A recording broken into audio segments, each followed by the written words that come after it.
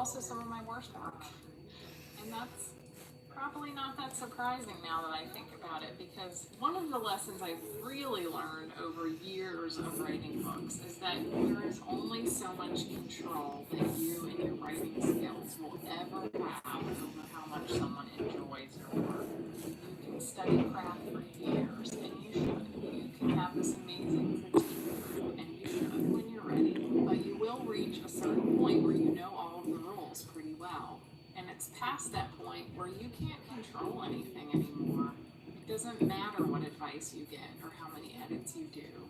Your book still might not resonate with a lot of people. And that's okay. This is no longer a failure or a lack of experience on your part. Your art has worth, whether it's popular or not.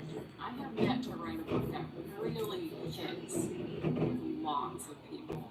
The closest thing I came to was Beauty and the Goblin King, but it still doesn't have like amazing reviews as an average. And it's not for lack of trying. I've worked with great editors, I've had amazing critique partners, I've edited things to death, I've had good reviews from Kirkus, I've worked on books for years, I've worked on books for 2 weeks, I've written dark, I've written comedic, I've written YA, I've written erotic, I've written epic, and cozy, and high fantasy, and low fantasy, paranormal, fairy tale retellings. I've written short books, I've written long books. No matter what it is, my Goodreads average is always like 3.6, which isn't great, even by Goodreads standards. But you know what? I've made a career out of it anyway. And I know that I am a good writer, that I put a lot of work into the craft, and that I have some natural talent. I have certainly gotten enough like glowing praise from people in high positions to know that I have like the chops technically. But in the end, that doesn't necessarily mean you really like hit commercially. So I've had to accept I don't get all the people, but I do find my people, and that's enough. The area where I might have made the most mistakes, and quite possibly everyone does, is that marketing an indie book can so easily overwhelm you. No matter what you do, it always feels like you didn't do enough, and in retrospect, it always feels like you did too much. And this is especially true when you're doing rapid release. You're always writing, and then you gotta be on TikTok, you gotta be on Instagram, you gotta be on Facebook, you gotta have a mailing list, you gotta be on Instagram,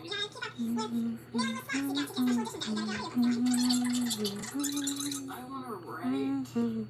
I realize that marketing is a necessity, social media is almost a necessity. We're all on the same playing field, and I'm not naive about it.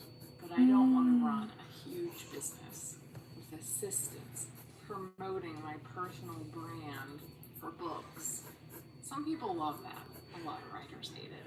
But I love telling a story. And for many years, I tried to keep up with everyone who seemed to be doing all these things, sometimes even with ease.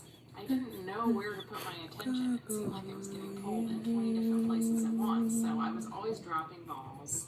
I was always doing everything in sort of a half-assed, frantic way. But I tried, and I also felt very fake on top of it. Because I would like study other people's social media to see what they were doing, to see what was working, and it just wasn't me. So this is the year I threw all of that out the window. I love watching YouTube, so I decided I'm just going to focus on YouTube. YouTube is not the most recommended platform for writers by any means. In fact, I barely ever see people telling you gotta get on YouTube. But I decided that I need to be out there somewhere. There are a lot of people on YouTube. There are certainly some writers building an audience on YouTube. And more importantly, when I'm on YouTube, I'm going to be authentic. I'm going to be enjoying myself. I'm going to be experimenting in ways that I'm thinking of naturally because I just genuinely like the platform. I feel like here I'm offering something that's genuinely interesting, at least to some people. Something about it's really good. Value and coming just as a sketch.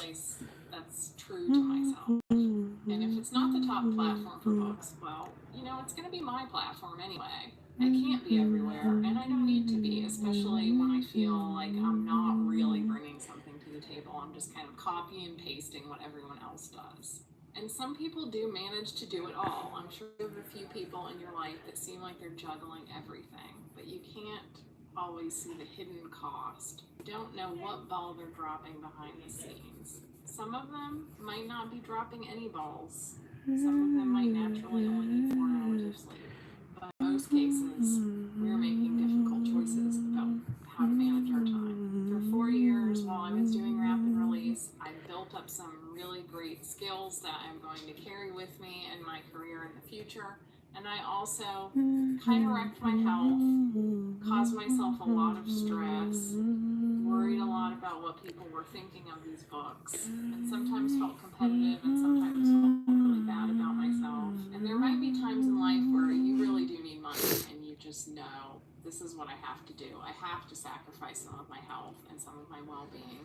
But you should have an exit plan because I can almost guarantee you're not going to be able to do it forever.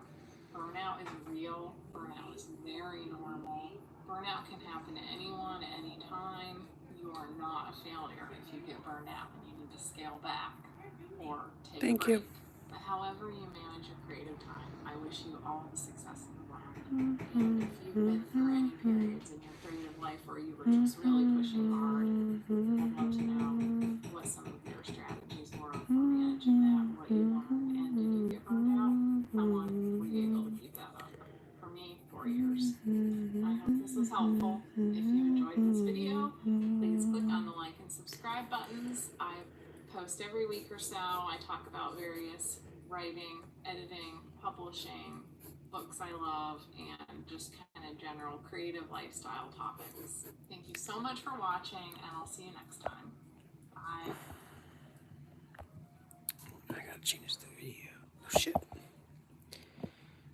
I was always trying. Flow gently through me. You carry such precious cargo, don't you see? I'm on learning how to make cheese. I'm on learning how to make cheesecake. I'm on. Hey everybody, welcome back. These are some entitled people getting owned in 10 seconds or less. Hey, excuse me, I don't consent to being recorded. Can you start recording me? No one's recording you. I'm just recording you. Okay, the camera is facing me.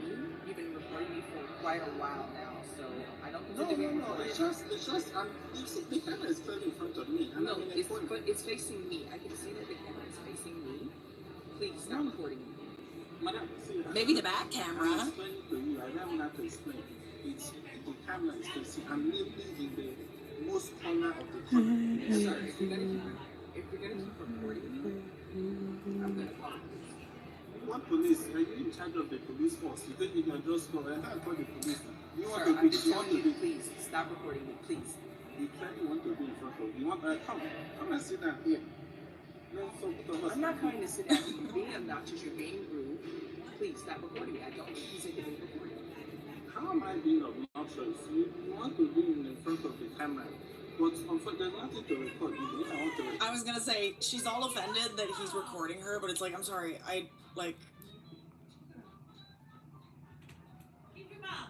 don't flatter yourself. Don't flatter yourself. I'm not recording you. What makes you think that you are something that people want to record? I mean, now you are. This is getting interesting. You see, but what makes you think that someone would want to record you? But you need something. Sorry, I don't have to be rude. I'm just saying I don't want to be recorded. You need something to capture. There's nothing to capture.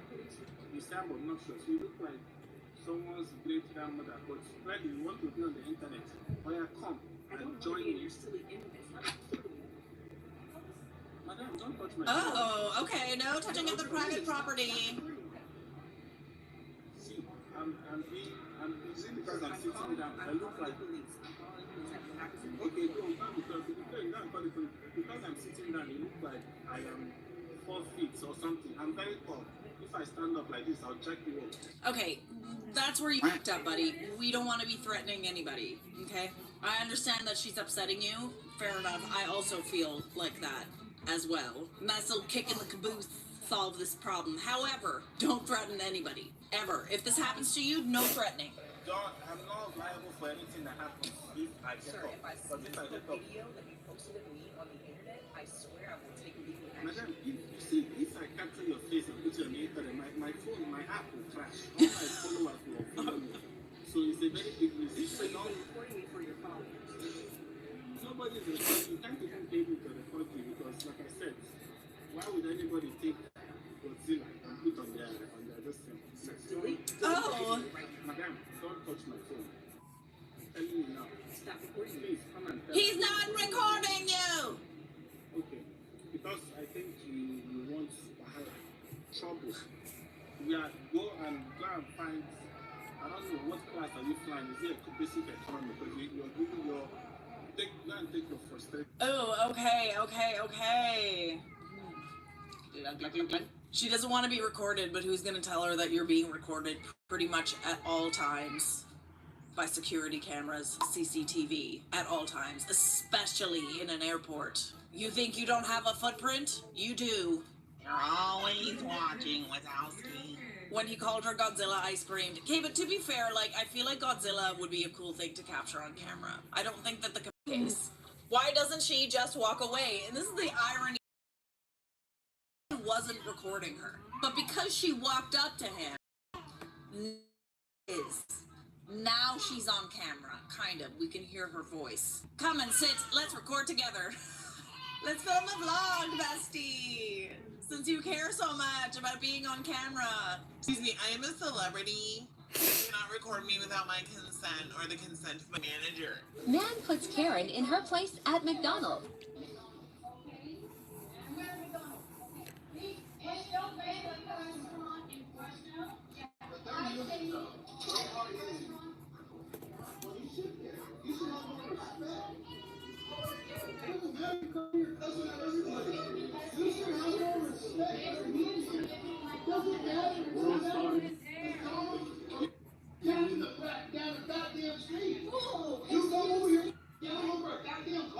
Period. It's the new world. I live the you come over to a post.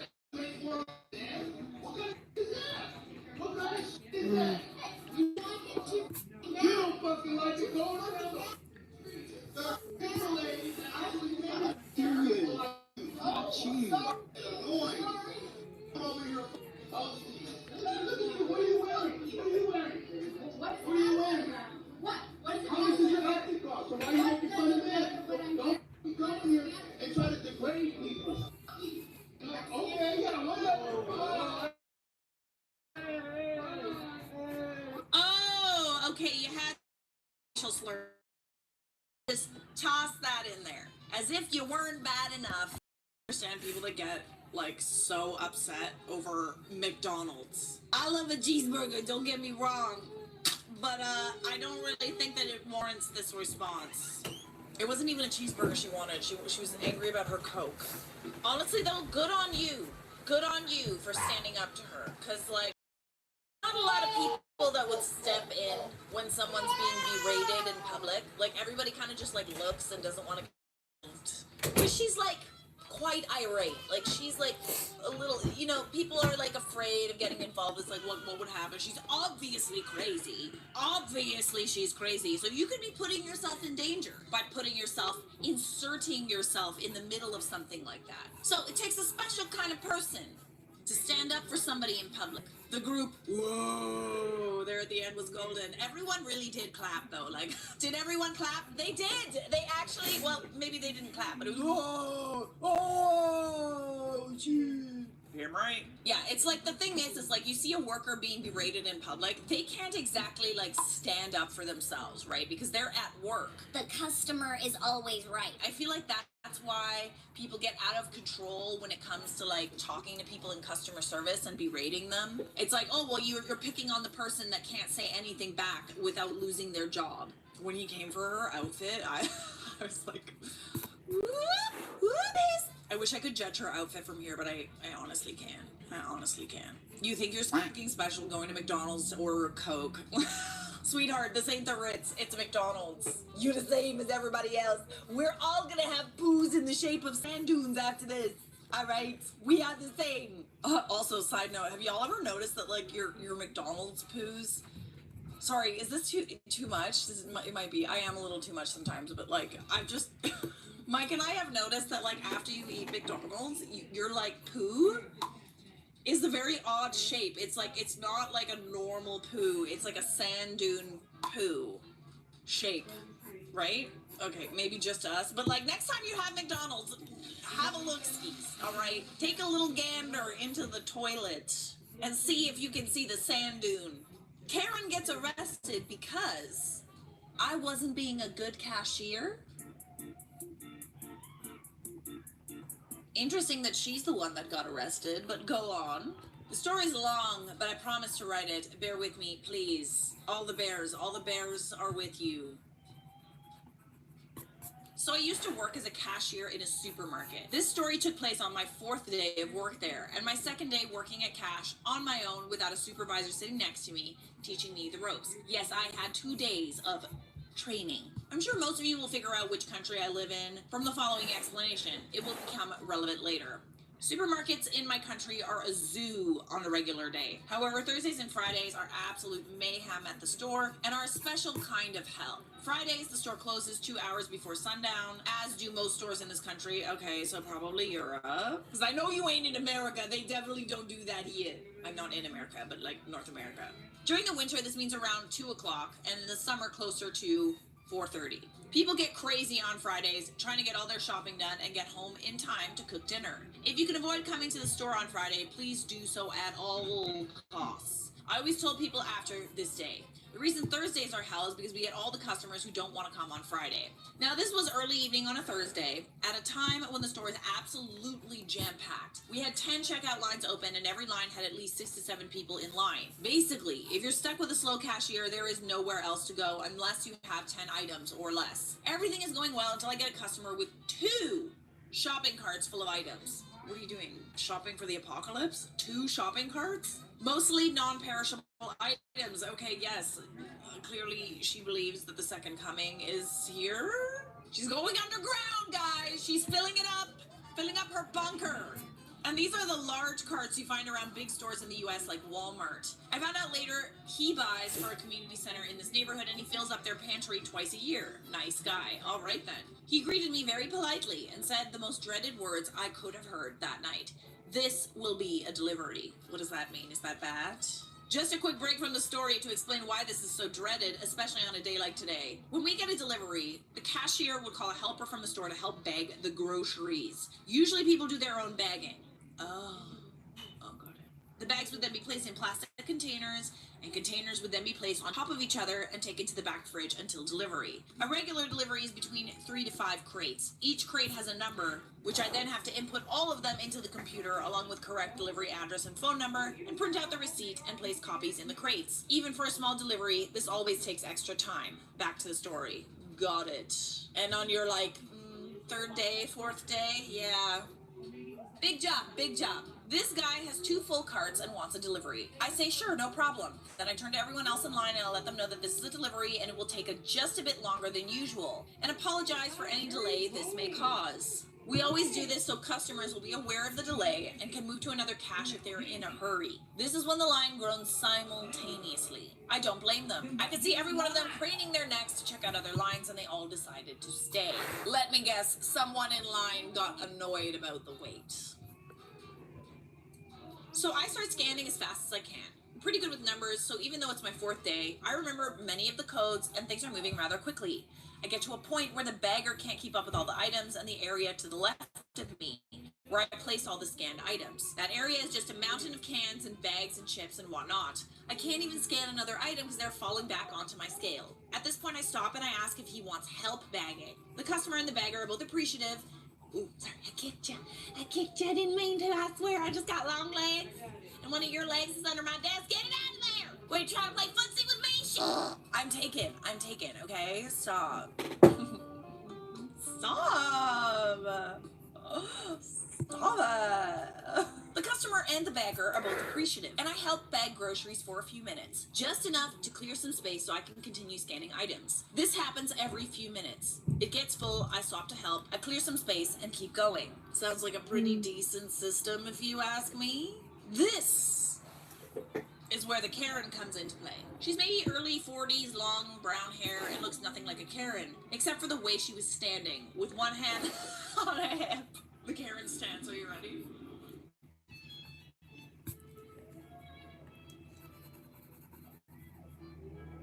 I can literally foresee someone getting a little sassy if their hands are on their hip. Either hand is on a hip. Trouble is brewing. She's in my line, about 5 to 6 people in front of her still. This is the conversation that follows. Hello? What are you doing? Me not answering because I didn't think she was talking to me. I kept scanning. Excuse me, what kind of a cashier are you? Why aren't you doing your job? Stop being lazy and do your job. She screams at the top of her lungs. I'm sorry, ma'am. I'm just trying to... That is not your job. You are a cashier. Do your job.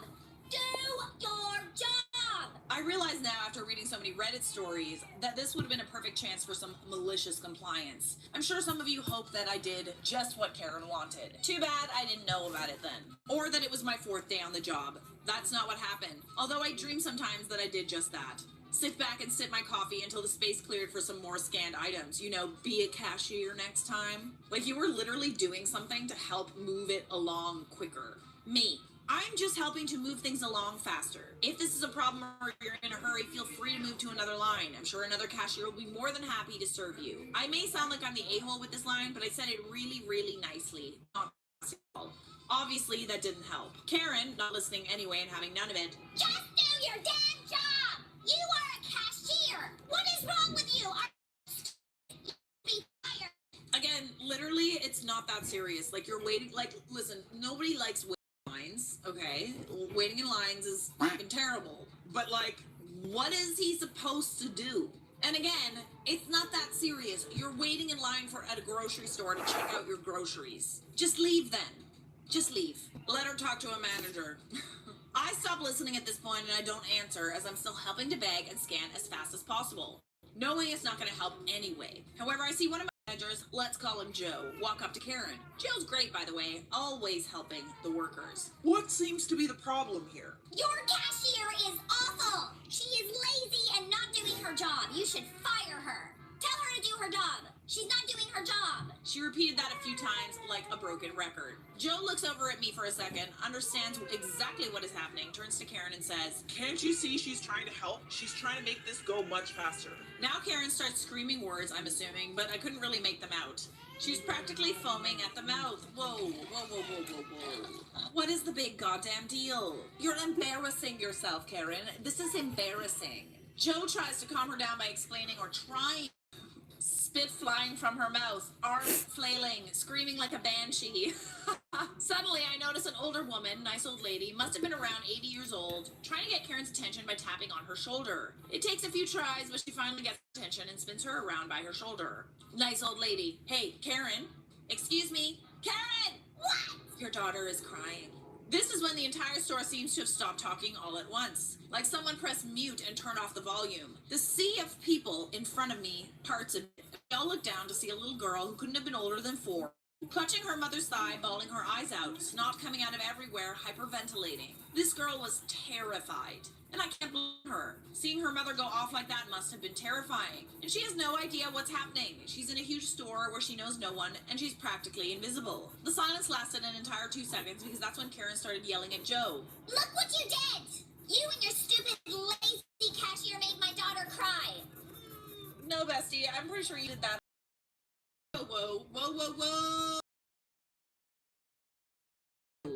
She would have decked him right in the face if hadn't grabbed her in a bear hug to stop her. Yes, she did. I had to pick my jaw up off the floor. At that point, other customers got involved, trying to peel off the nice old Karen and stop Karen from trying to kill Joe. Like literally, it's not this serious. It's not a big deal. Just be like everybody else when you see a massive line, okay? Just leave. Just leave.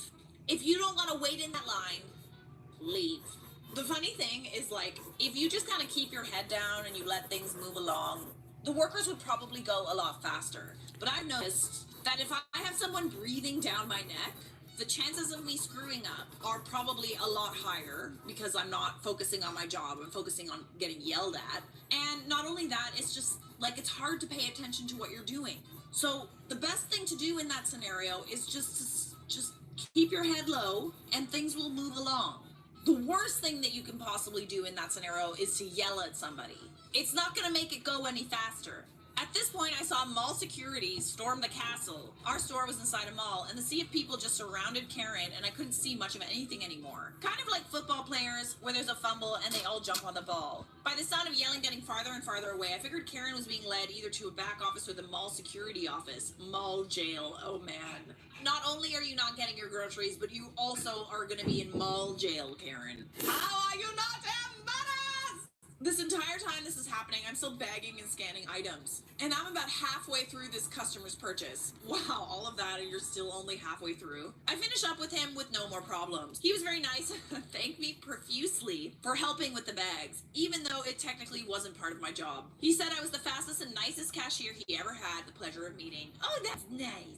I was just happy to help. Well, I'm glad someone appreciates you. We also appreciate you, right, besties? No one else in my line complained. I actually got compliments from people about keeping my composure. Apparently, many cashiers in my country think it's okay to yell at customers and just be plain nasty. I worked in customer service for many years prior, and I've never yelled at a customer, even if they deserved it. Once the rush died down, I went for a break. I met another employee in the back room, and I started to tell him what just happened, and he cut me off, saying, "She was yelling at you?" I heard that. Well, everyone heard that, but I had no idea what was happening. He told me that the police were called, and Karen escorted out of the store and the mall in handcuffs. I filled him in on everything, and we spent 30 minutes laughing. I don't know what happened with the child. I'm assuming they called another family member to pick her up, right? Because the mom was in mall jail and then real jail. All because she didn't want to wait in a lineup. I also don't know what happened with Karen after that, since I ended up working there for another year and I never saw her again. She's probably banned from the store, honestly. Hopefully she learned to do her grocery shopping on Tuesday/Wednesday, or was possibly in prison or house arrest and then had to get her groceries delivered. Oh. What are you doing? I brought you a gift. I actually brought you something. What is that? Is that tea? It's broccoli. Hi. I've never actually seen you build before. Come back, say hi. This is my boyfriend. I'm actually your housekeeper. I clean your house. So this is the petty studio. This is the petty studio. Have you never been in here? I know you've been in here because I noticed that things were moved around and the window blinds were open the other day. Yeah. We're very pink today. Well, okay, I'll leave it to it. Bye, everybody. Goodbye. Bye. They're so cute. They're so cute. Oh, so nice. Alright. What I don't understand is if it's obviously like a thing for grocery stores to be super busy, you have to expect that if you show up on a Thursday or a Friday, that you're gonna have to deal with something like this. All of this could be avoided if you plan better. Your poor planning does not constitute an emergency for anybody else. Bye.